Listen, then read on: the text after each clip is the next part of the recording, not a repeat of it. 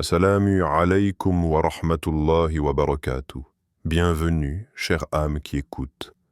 Ici, dans cet espace, ton cœur est entendu, tes prières sont reconnues, et chaque silence que tu portes est précieux aux yeux d'Allah.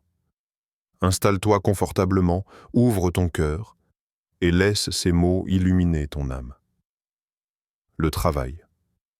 Invisible d'Allah. Tu crois peut-être que rien ne se passe, que les jours passent sans réponse, que les nuits se ressemblent, pleines de pensées que tu n'oses même plus formuler à voix haute. Ton cœur aime dans le silence, pendant que l'autre semble loin, fermé, absent, comme s'il marchait dans un monde où tu n'existes pas. Et pourtant, en réalité, Allah est en train de travailler, pas dans le bruit, pas dans la précipitation, mais dans l'ombre, dans l'invisible, dans les profondeurs secrètes des âmes. Le travail d'Allah ne fait pas de bruit, mais il transforme tout. Il agit là où personne ne regarde, dans les intentions, dans les peurs, dans les souvenirs enfouis. Il touche les cœurs comme on touche l'eau, sans la brusquer, sans la forcer, mais en la laissant épouser la forme qu'il a choisie pour elle. Allah ne réunit jamais deux cœurs sans les préparer d'abord séparément.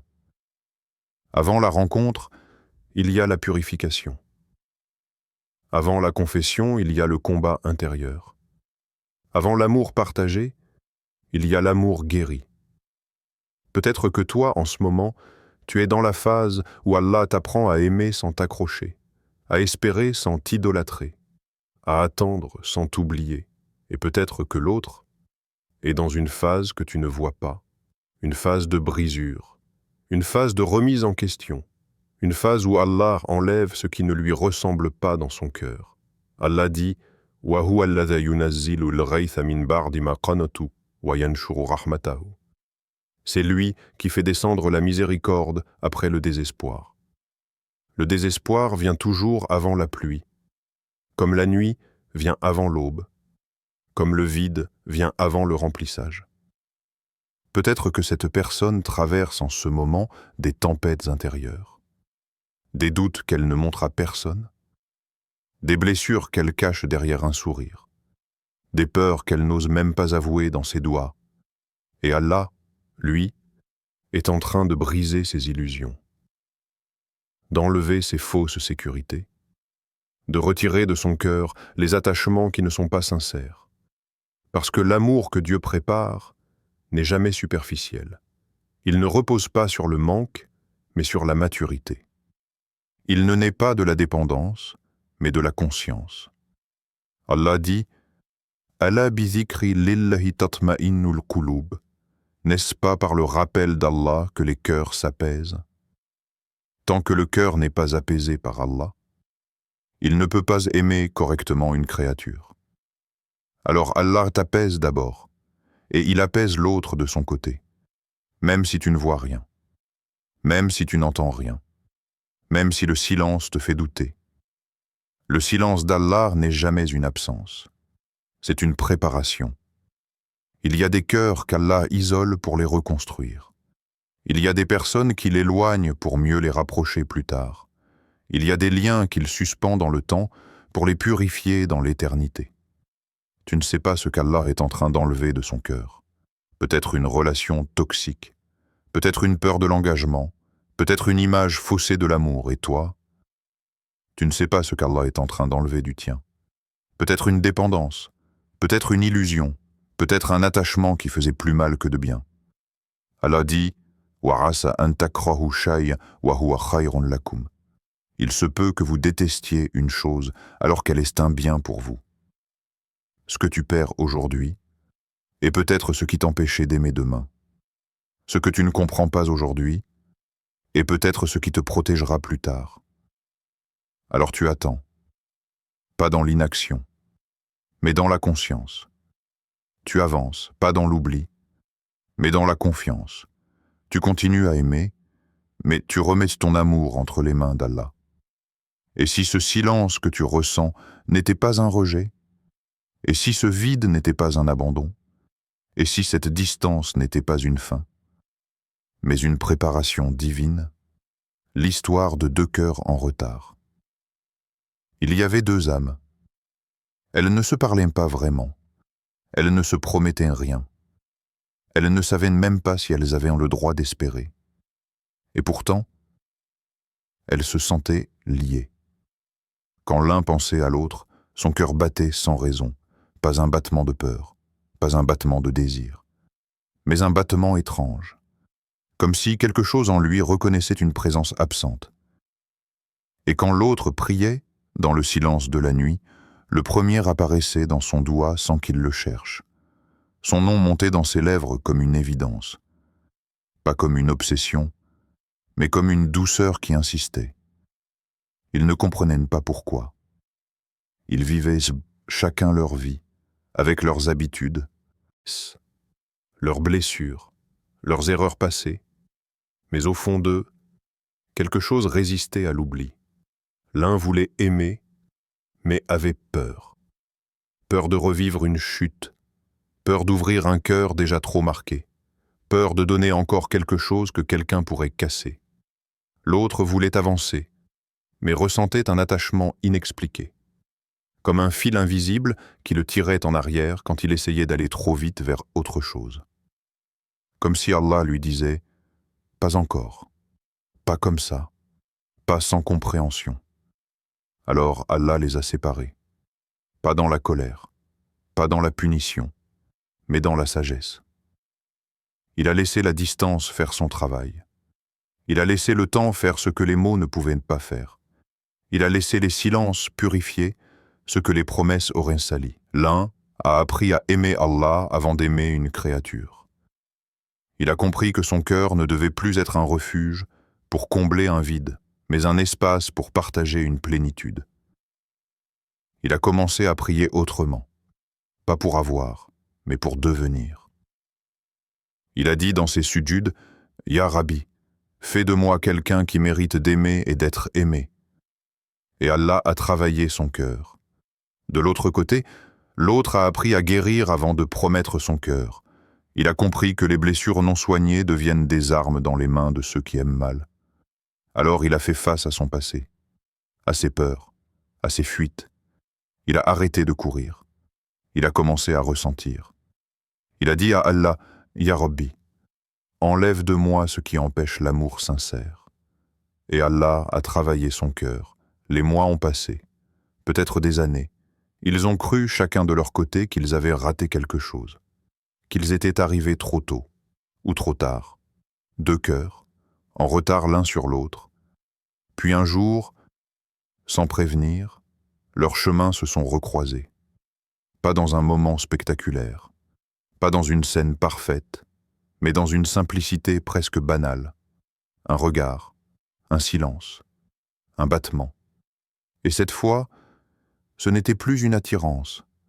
C'était une reconnaissance d'âme, comme si leur cœur se disait en eux « Ah, c'était toi, je te cherchais sans te savoir. » Ils n'étaient plus les mêmes. Ils avaient changé, mûri, guéri. Ce qui avant faisait peur, faisait maintenant sens. Ce qui avant bloquait, ouvrait maintenant. Allah dit « وَأَلَّفَ بَيْنَ قُلُوبِهِمْ لَوْ أَنْفَقْتَ مَا فِي الْأَرْضِ جَمِيعًا مَا أَلَّفْتَ بَيْنَ قُلُوبِهِمْ وَلَكِنَّ لِلَّهَ أَلَّفَ بَيْنَهُمْ » N'est pas toi qui as uni leur cœur, mais Allah. Ils ont compris une chose essentielle. Ce n'était pas leur timing, c'était celui d'Allah. Avant, ils se seraient blessés. Avant, ils se seraient des mal-aimés. Avant, ils auraient confondu besoin et amour. Mais maintenant, ils pouvaient se reconnaître sans se posséder, s'aimer sans se détruire, se choisir sans se perdre. Question inspirante pour celui ou celle qui écoute. Et si la personne que tu attends n'était pas en train de t'éviter, mais en train de devenir la bonne version d'elle-même, pour toi? Et si Allah a utilisé la distance pour fabriquer de la maturité? Et si ce retard n'était pas une perte de temps, mais une protection déguisée? Et si, quelque part, deux cœurs marchaient chacun de leur côté, sans savoir qu'ils avancent vers le même futur. Quand le cœur de l'autre s'ouvre, il y a un moment, subtil, silencieux, presque imperceptible, où Allah enlève le voile du cœur. Pas d'un coup, pas avec fracas, mais comme on enlève la buée d'un miroir, jusqu'à ce que l'âme commence à voir clair. À ce moment-là, quelque chose change. Cette personne commence à penser à toi sans comprendre pourquoi. Pas par obsession, pas par manque, mais comme une présence douce qui s'impose à l'intérieur. Elle ressent ton absence comme un manque réel. Pas un vide bruyant, un manque tranquille, un espace que ton nom occupe sans bruit. Elle sent ton nom dans sa poitrine, avant même de le prononcer avec ses lèvres. C'est Allah qui travaille son cœur, parce que quand Allah veut rapprocher deux âmes, il commence par parler à leur cœur, avant qu'ils se parlent entre eux. Allah dit « وَنَزَعْنَا مَا فِي صُدُورِهِمْ مِنْ غِلٍّ إِخْوَانًا عَلَى سُرُورٍ مُتَقَابِلِينَ » Nous enlèverons toute rancune de leur poitrine. Avant que le cœur s'ouvre, il doit être vidé. Allah enlève d'abord la rancune, les comparaisons, les peurs héritées, les souvenirs qui salissent la couronnisse l'amour. Et quand Allah nettoie un cœur, il devient capable d'aimer sincèrement, pas pour combler, pas pour fuir, mais pour partager. Peut-être que cette personne, en ce moment même, ne comprend pas ce qui lui arrive.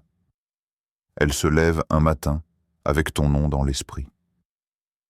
Elle se couche un soir avec ton souvenir dans le cœur, sans raison apparente. Elle essaye d'oublier, mais plus elle essaye, plus ton absence devient présence. Parce que ce n'est pas un attachement ordinaire, c'est une ouverture. Allah est en train de déplacer quelque chose en elle. Une frontière intérieure, une barrière invisible. Elle commence à ressentir ce qu'elle n'osait pas ressentir, à accepter ce qu'elle refusait d'accepter. Et dans ce travail silencieux, Allah lui apprend une chose essentielle. Aimer n'est pas perdre le contrôle. Aimer, c'est faire confiance. Allah dit « Wa allafa bayna kulubihim » Il a uni leur cœur. L'union commence toujours à l'intérieur. Peut-être qu'elle prie, sans te nommer, mais en te cherchant. Peut-être qu'elle dit « Ya Rabbi, mette dans mon cœur ce qui me rapproche de toi, et enlève ce qui m'éloigne. » Et toi, tu entres dans cette invocation sans qu'elle sache pourquoi. Parce que parfois, Allah fait aimer quelqu'un, avant même qu'on sache qu'on l'aime. Peut-être que cette personne commence à changer, à parler autrement, à regarder autrement, à ressentir autrement. Ses priorités bougent, ses critères se purifient, ses attentes se calment.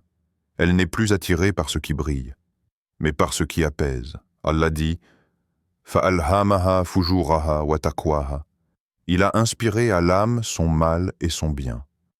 Quand Allah inspire le bien, le cœur commence à reconnaître ce qui est pur. Alors cette personne commence à reconnaître ce qu'elle n'avait pas encore compris. Elle commence à sentir que ton âme lui parle sans mots. Et toi, peut-être que tu le ressens aussi. Une paix étrange quand tu penses à elle. Un apaisement inexplicable. Parce que quand deux cœurs sont travaillés par Allah, ils se répondent sans se toucher. Question pour l'âme qui écoute. Et si cette personne priait pour toi, sans même savoir que c'est toi qu'elle demande à Allah? Et si Allah faisait circuler ton nom entre son trône et son cœur, avant même que tu l'entendes sur ses lèvres? Et si, pendant que tu doutes, quelqu'un, quelque part, commence à s'ouvrir à toi, dans le secret de sa prière? La confession, que tu n'attends plus. La confession ne vient jamais quand tu l'attends. Elle ne frappe pas à la porte de ton cœur avec la ponctualité d'une horloge.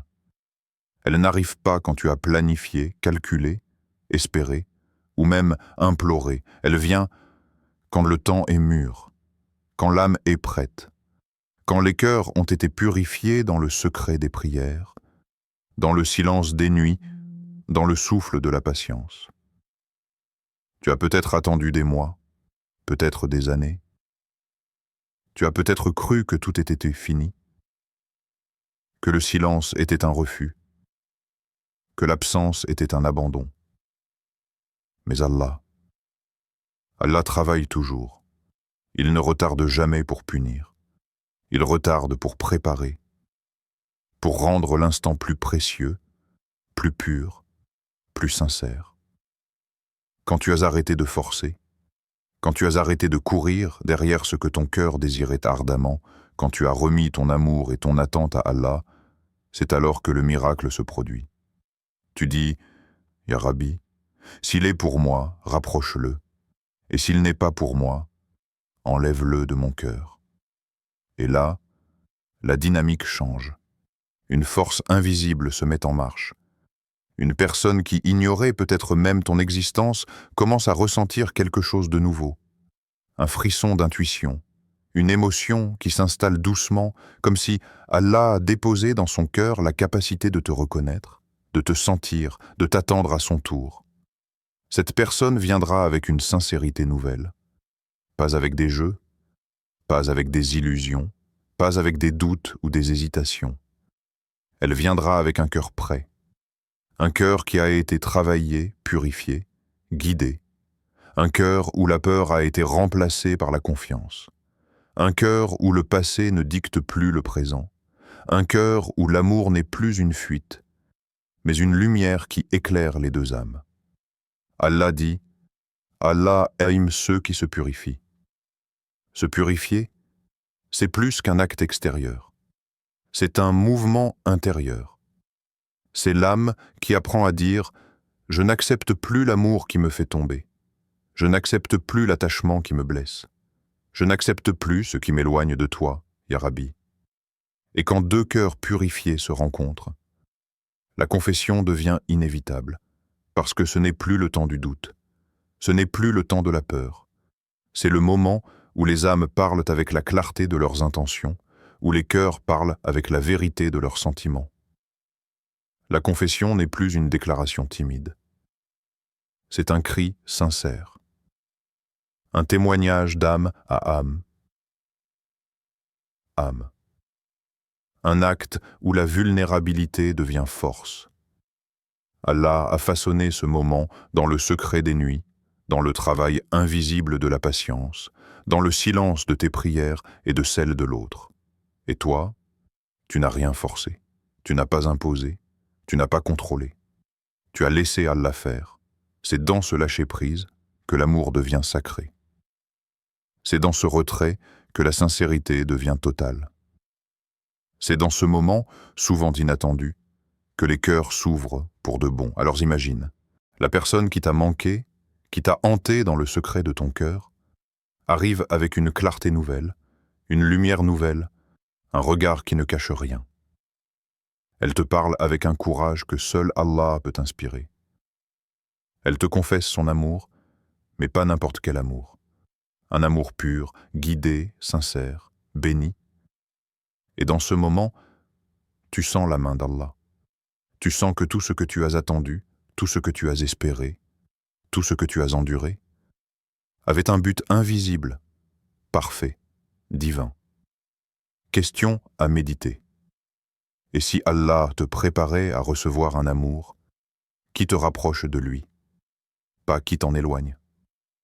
Et si ce cœur que tu attends avait été façonné par Allah pour te compléter, pour te protéger, pour te guider vers ce qui est pur, sincère et éternel?